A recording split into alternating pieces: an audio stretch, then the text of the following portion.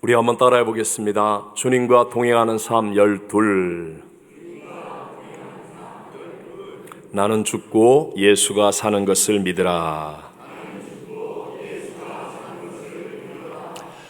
보통 이민 1세대들이 이민 나온 이유를 말할 때는 그 첫 번째가 자녀들 때문이라는 말을 많이 합니다.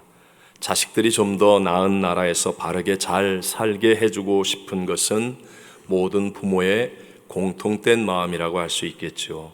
그런데 실상 현실은 어떻습니까? 생각처럼 그렇게 쉽지는 않다는 것을 체험합니다.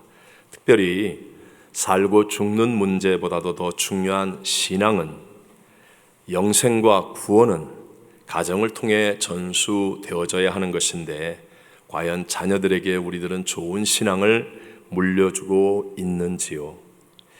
현재 한국의 주일학교의 학생 수는 2010년 이후부터 급격하게 감소하고 있습니다.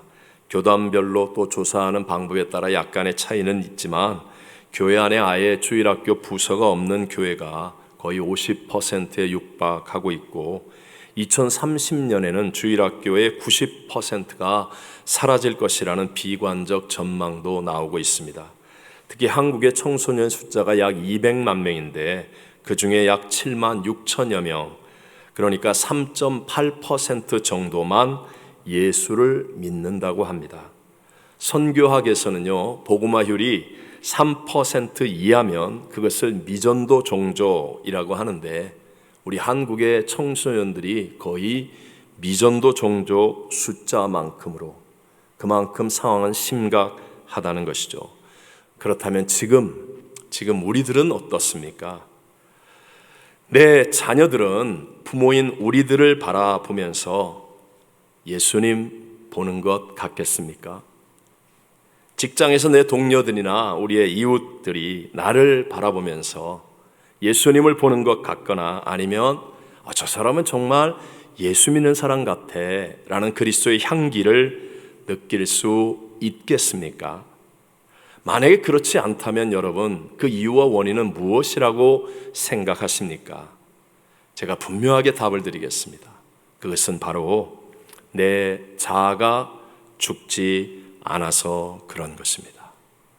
뭐가 죽지 않아서? 내 자아, 너의 자아가 아니고요, 내 자아가 죽지 않아서. 자아, 에고는 생각, 감정 등을 통해 외부와 접촉하는 행동의 주체자로서의 나 자신을 말하는데요, 우리가 경험하는 세계 속에서 이해하기 쉽게 설명하자면 자기 소견에 옳은 대로, 자기 생각에 좋은 대로 행하는 것입니다. 세상에서는 이렇게 자기의 소견에 옳은 대로 행하는 것이 죄가 아닙니다. 경찰이 와서 잡아가거나 법원에 설 일이 없습니다. 하지만 성경은 이것을 분명하게 죄라고 말씀합니다. 예를 들어서 우리가 이것을 좀 설명해 보면, 자녀들에게 제일 힘들고 답답한 것은 지금 아프가니스탄의 사태나 아니면 물류 대란 이런 것이 아니라 부모님들이 서로 싸우는 것 아니겠습니까? 조금 장성한 자녀가 아빠를 따로 만나서 도대체 엄마와 왜 싸우세요? 이렇게 물어보고 아빠의 말을 듣습니다. 그러다 보니까 엄마가 잘못한 것 같아요. 그래서 엄마를 만나서 아빠 말을 들어보니까 엄마가 잘못했네요. 그러니까 엄마가 좀 사과하고 제발 싸우지 마세요. 그러면요, 엄마는 속이 뒤집어지고 거품 물고 뒤로 넘어집니다. 그래서 이제 자녀가 엄마 할 말 있으면 해보세요 하고 들어보면 누가 잘못했어요? 아빠가 잘못한 것 같아요. 자, 그렇다면 여러분, 엄마 아빠가 사랑하는 자녀들을 앞에 두고도 싸우는 것은 무엇 때문이란 말입니까? 다 자기가 옳다고 생각하기 때문에, 자기 소견에 옳은 대로, 자기가 소견에 옳은 대로 주장하기 때문에 이렇게 싸우게 되는 것이죠. 심지어는 교회에서도 마찬가지입니다. 참 우리 요즘 신문에 나는 안타까운 이야기들, 우리가 상식적으로 생각하면 어떻게 목사님, 장로님, 권사님, 집사님들이 싸울 수가 있습니까?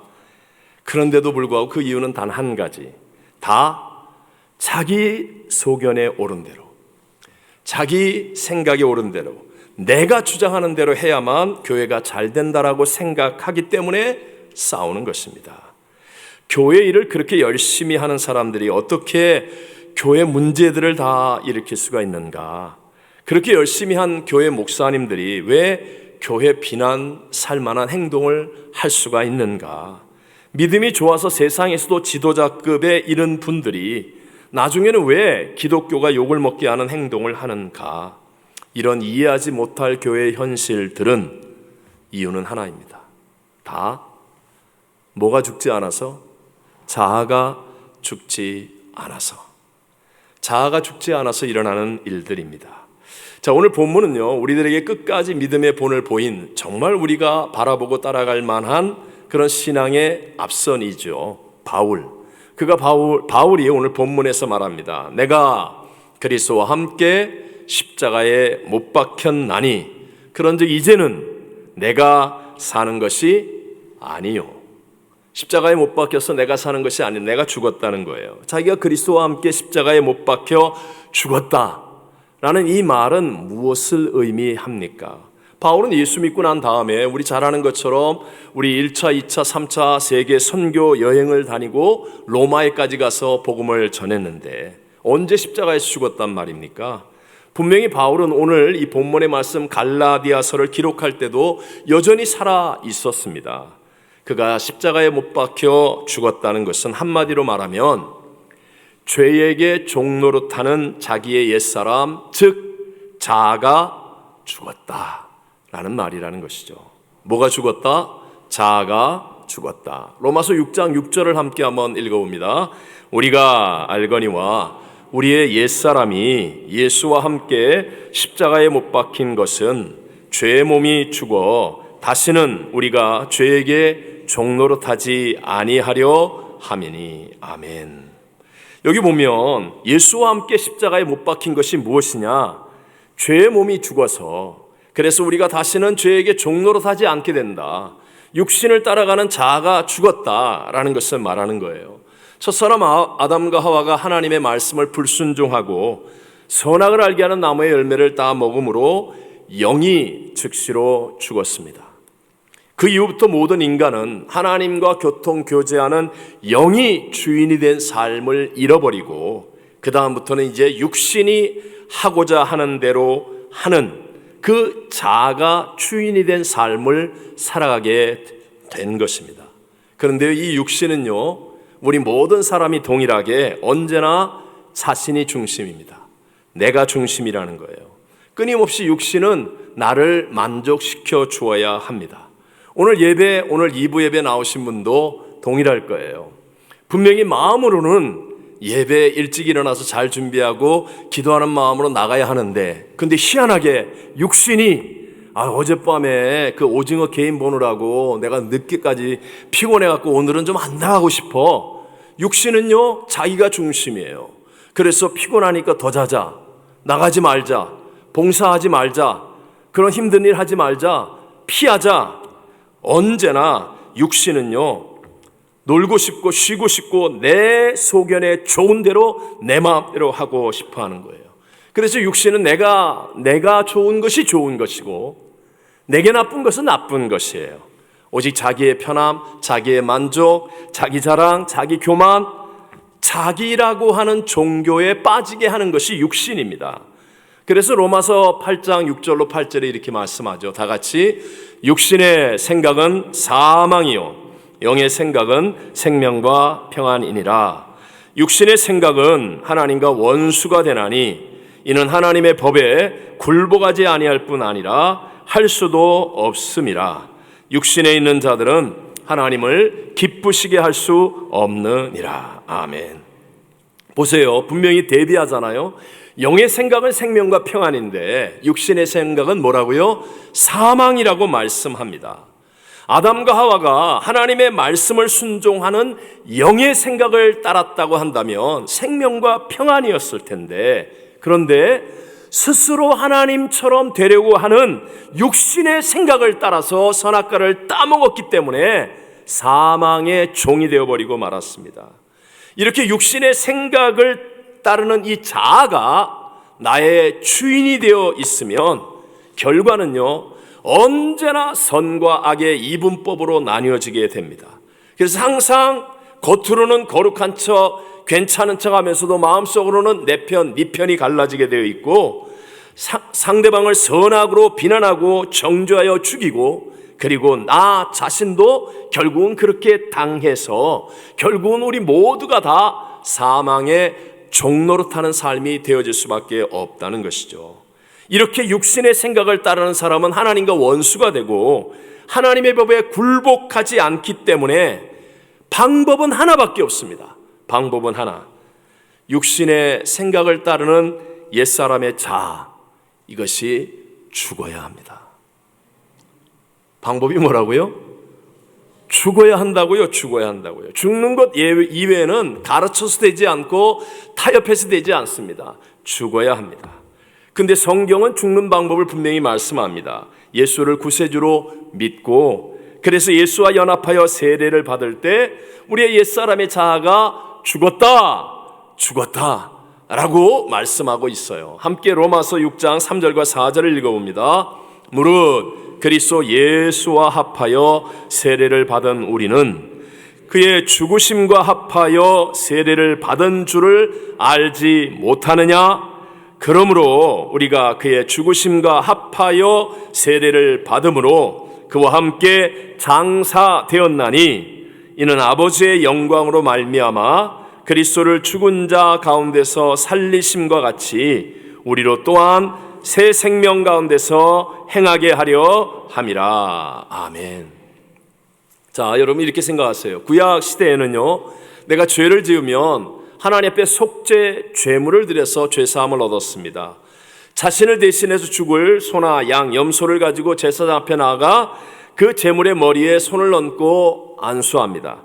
그러면 나의 죄가 나에게서 그 제물로 전가되는 거예요. 전가. 이것은요, 우리 사람이 만든 법이 아니라 우주와 만물을 다스리시는 하나님께서 만드신 영적인 법칙입니다. 그리고 그 제물은 반드시 피를 흘리고 완전히 죽어야만 합니다. 그러면 나의 죄는 이 제물의 대신 죽음으로 인하여 죄의 사함을 얻게 되고, 제물이 죽었기 때문에 내가 바로 죽은 것으로 인정을 받게 되는 거예요. 예수님은 어떤 분입니까? 어린 양으로 오신 예수님은 바로 우리 모두를 위한 속죄 제물이 되어 주셨습니다. 예수님께서 갈보리 십자가에서 우리의 모든 죄를 다 지시고 흠도 없고 점도 없으신 하나님의 아들 예수님이 십자가에서 다 이루었다 하시고 죽으셨습니다. 이 예수님의 속죄 제사는 단번에 완성하신 영원한 제사라는 것이죠. 우리가 이 사실을 믿음으로 받아들여서 예수 그리스도가 나의 죄를 사하시는 나의 구세주임을 믿고 내가 예수 그리스도와 연합하여 세례를 받으면, 그러면 예수님의 이름으로 물속에 들어갈 때 나의 옛사람의 자아가 함께 십자가에서 죽게 되고, 그리고 일어나 나올 때 부활의 예수님이 나의 새 주인입니다라고 선포하여 승리의 삶을 살아갈 수 있게 되는 것입니다. 자, 여기서 중요한 게 있어요. 여쭤보겠습니다. 여러분은 예수님이 십자가에서 나의 죄를 대신하여 죽으셨음을 믿으십니까? 자, 좀 더 쉽게 아멘 했습니다. 그렇다면 그 예수 그리스도를 내가 구세주로 믿어 함께 세례받았다면 나의 옛사람도 죽었다는 사실을 믿으십니까? 이제 여기서 조금 번민하는 사람들이 생깁니다. 분명히 예수님이 내 죄 사함을 위해 죽으셨다는 것은 믿겠는데 내 옛사람이 죽었다는 것은 아직도 글쎄? 라고 생각하는 사람들이 많이 있다는 거예요. 여러분 기억하셔야 돼요. 우리가 해야 될 일은 내가 나를 죽이는 게 아닙니다. 왜냐하면 이건 불가능한 일이기 때문에 내가 해야 할 일은 그리스도와 함께 내가 십자가에서 죽었음을 바울과 같이 믿는 거예요. 믿는 것. 하나님이 예수님의 십자가를 통해서 이루신 이 영적인 놀라운 비밀을 내가 믿음으로 받아들이는 겁니다. 믿는 거예요. 그러면 내 수준과 내 차원을 뛰어넘는 하나님의 영적인 법칙이 바울처럼 믿음으로 받아들이고 믿고 선포하면 희한하게도 나의 삶 속에 내 믿음대로 될지어다 그대로 역사가 일어나는 거죠.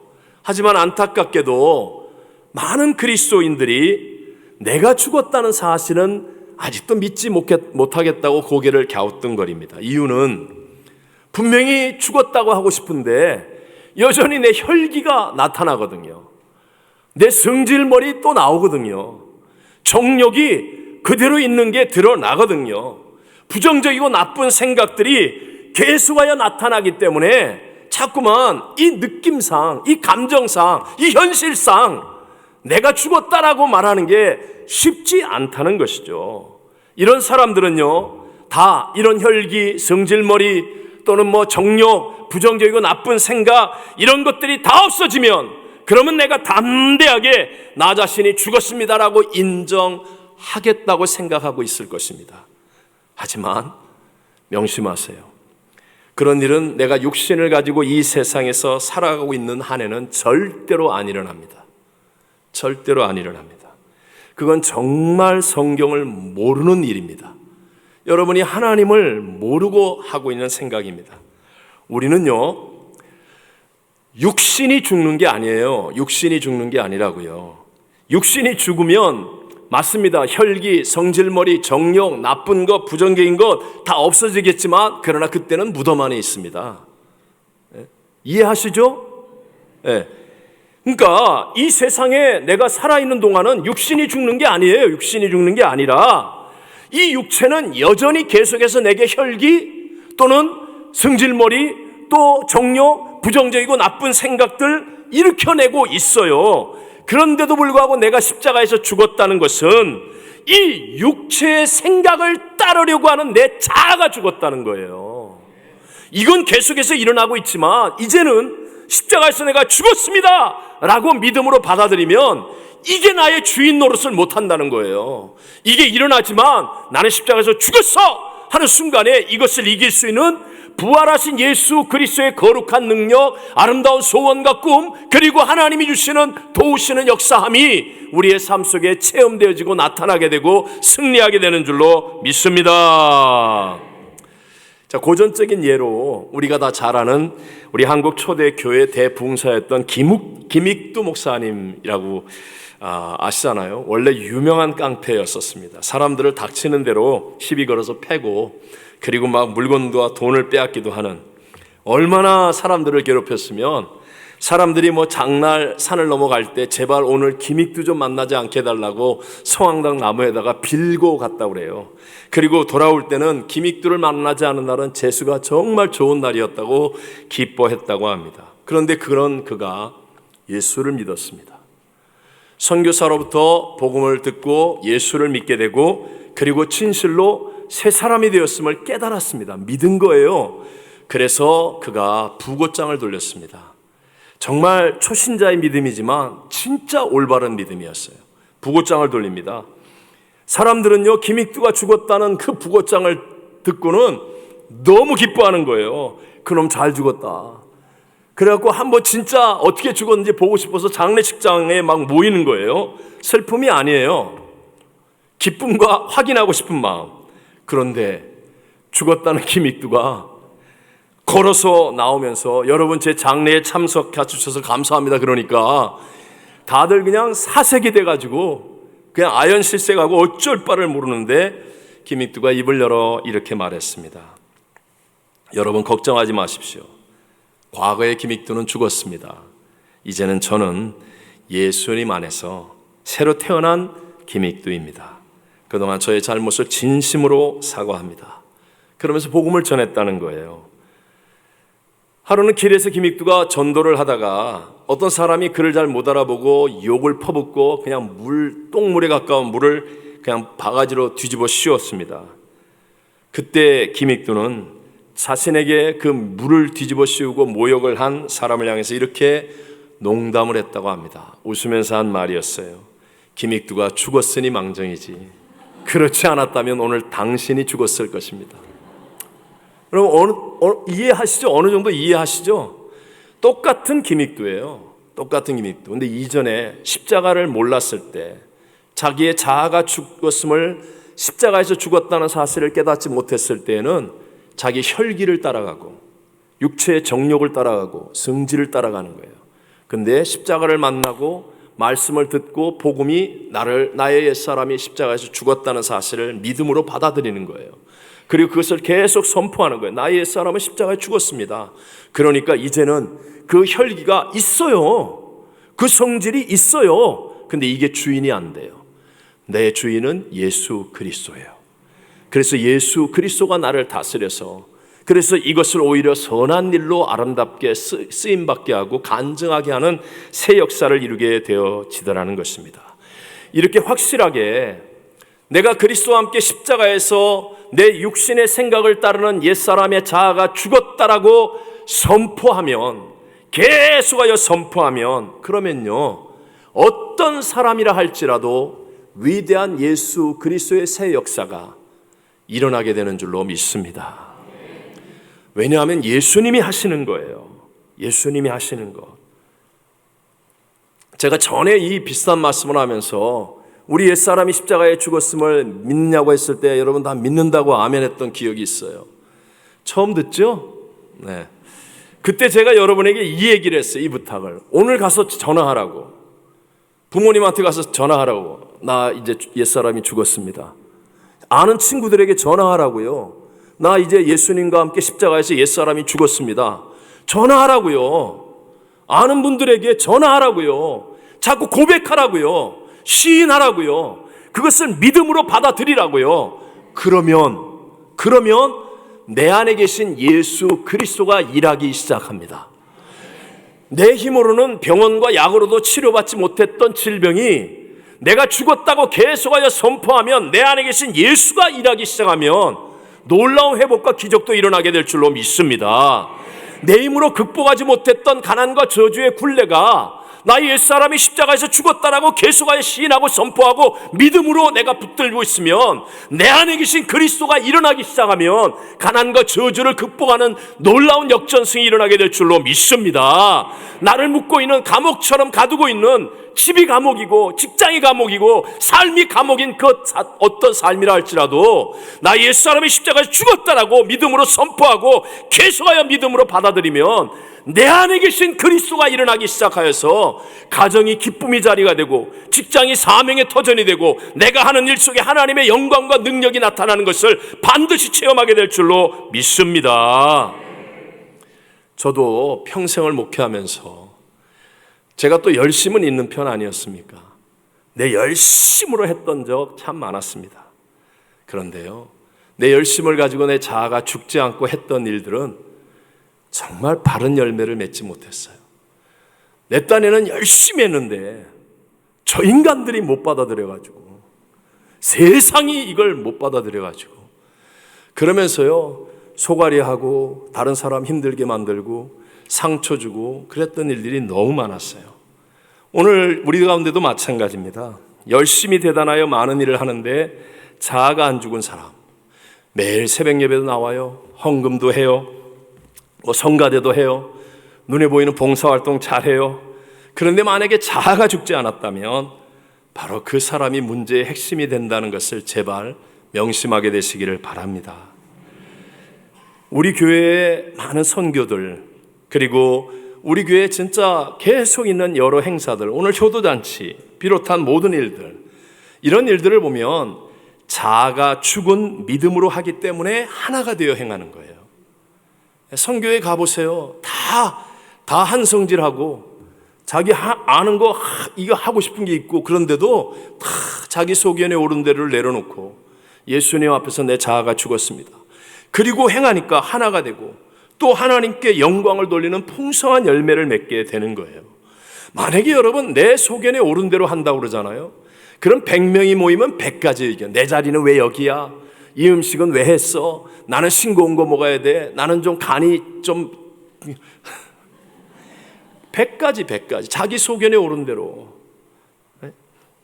그러나 내가 죽으면, 내 자아가 죽었다고 생각하고 예수님을 바라보면 당장에는 조금 손해볼지 모르지만, 당장에는 내가 조금 어려울지 모르지만, 인생은요 일희일비가 아니거든요.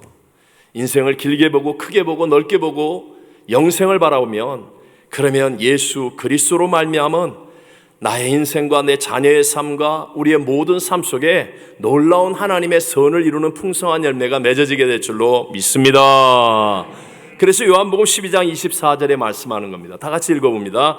내가 진실로 진실로 너에게 이르노니 한 알의 밀이 땅에 떨어져 죽지 아니하면 한 알 그대로 있고 죽으면 많은 열매를 맺느니라. 아멘. 보십시오. 죽으면 많은 열매를 맺는 거예요. 왜냐하면 내가 죽으면 내 안에 계신 길과 진리와 생명이신 예수 그리스도의 역사가 일어나기 때문에 어떤 환경, 어떤 조건, 어떤 대적이 있을지라도 우리 주님은 문제보다 크시고 대적보다 크시고 불경기보다 크시고 질병과 사망보다 크신 부활의 주님 아닙니까? 그 주님이 일하기 시작하면 그러면 놀라운 우리 인생의 모두에게 선이 되는 아름다운 열매들이 풍성히 맺어지게 될 줄로 믿습니다. 기억하십시오. 예수님이 누구십니까? 예수님이 누구십니까? 그분은 만왕의 왕, 만주의 주, 만물의 충만이십니다. 그분은 창조주요 모든 것을 심판하실 왕이십니다.